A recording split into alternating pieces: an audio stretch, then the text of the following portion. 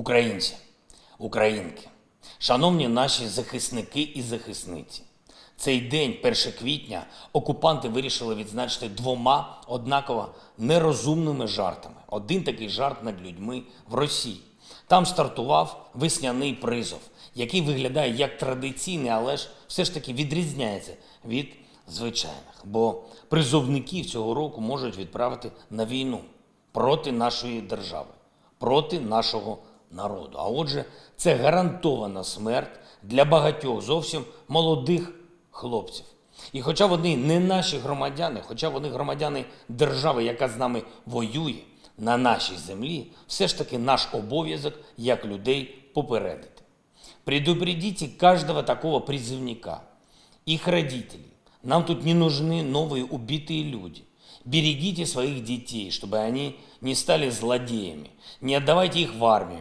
Делайте все, что можете, лишь бы они жили дома, у себя дома. Всієї правди про цей призов і про долю призовників росіянам все одно не скажуть, але якщо ви можете донести до них цю правду, зробіть це. І окремо я хочу зупинитись на тому, що Російська Федерація намагається забирати в армію людей і в Криму. Це порушення міжнародного гуманітарного права і воєнний злочин, за який буде відповідальність і який також є аргументом, щоб санкції проти Росії посилювались. Тому хочу сказати ще мешканцям Криму: саботуйте цю історію на будь-якому з етапів. А якщо не вийде, то не виконуйте злочинних наказів і за першої ж нагоди здавайтеся.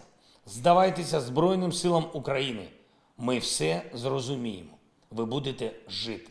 Другий, дуже нерозумний першоквітневий жарт окупанти зіграли з деякими мешканцями південних районів України, куди російські війська тимчасово зайшли. Там призначають якихось гауляйтерів, якихось тимчасових керівників і ще погрожують працівникам підприємств і органів влади, щоб співпрацювали з цими обманутими призначенцями. Моє повідомлення для них дуже просте. Відповідальність за колаборацію невідворотня. Завтра чи післязавтра це питання другорядне.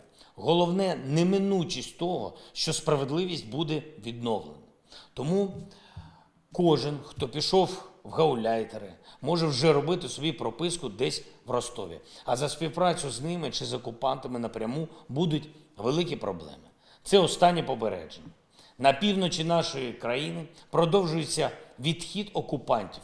Повільний, але помітний. Десь їх виганяють з боями. Десь вони самі залишають позиції.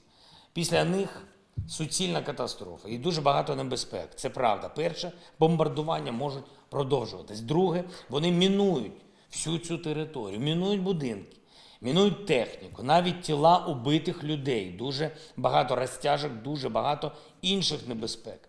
Ми просуваємось вперед, просуваємось обережно. І кожен, хто повертається на цю територію, також має бути дуже обережним. Це неможливо повертатись до звичайного життя, як було, навіть на тих територіях, які ми повертаємо. Повертаємо після боїв. Ще треба почекати.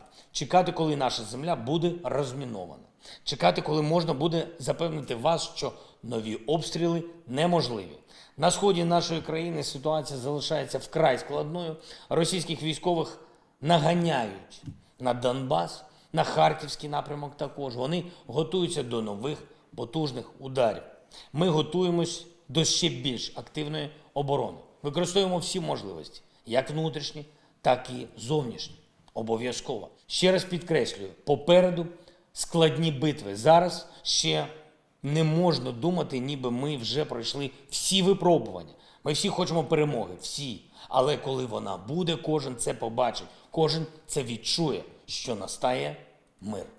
Вдень говорив з президентом Французької Республіки Еммануелем Макроном про гуманітарну ситуацію в українських містах, які зазнають обстрілів від окупантів. Окремо говорили про ситуацію в Маріуполі, для якої, я сподіваюся, все ж таки можуть знайтись рішення. Європа не має права реагувати мовчанням на те, що відбувається з нашим Маріуполем.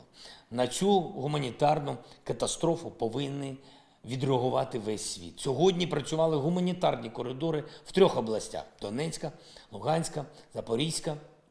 Вдалося врятувати 6266 людей, в тому числі 3071 людина з Маріуполя. Окремо домовляємось про вивезення з міста поранених і загиблих наших військових, наших цивільних, всіх громадян.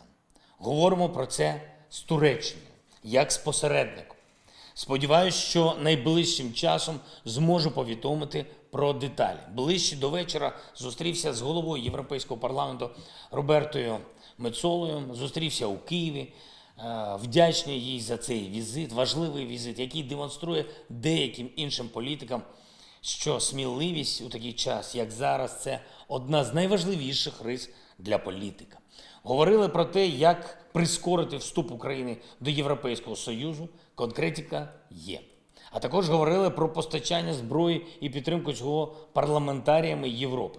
А ще про санкційну політику, про більш глибоку санкційну політику проти Росії. Бо якщо ембарго, то ембарго. Якщо SWIFT, то для всіх банків. А якщо про бізнес з Росією, то не просто призупинення діяльності, а повний вихід європейських компаній з російського ринку.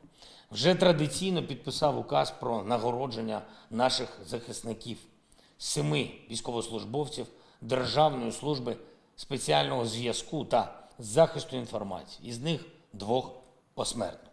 Вічна пам'ять усім, хто загинув за Україну. Вічна вдячність нашим захисникам, нашим захисницям. І наостанок, вже завтра, 2 квітня, українські мусульмани разом з усіма мусульманами світу зустрічатимуть священний місяць Рамадан. Щирі молитви, взаємне прощення і добрі вчинки характеризують цей місяць, але в Україні доєднується ще одна чеснота – вірність товаришам і своєму народу в боях за свободу України, у нашій війні за незалежність, в якій ми обов'язково переможемо, обов'язково доб'ємося миру для всієї нашої землі. Щиро бажаю миру усім, всій Україні, всім людям світу. Слава Україні!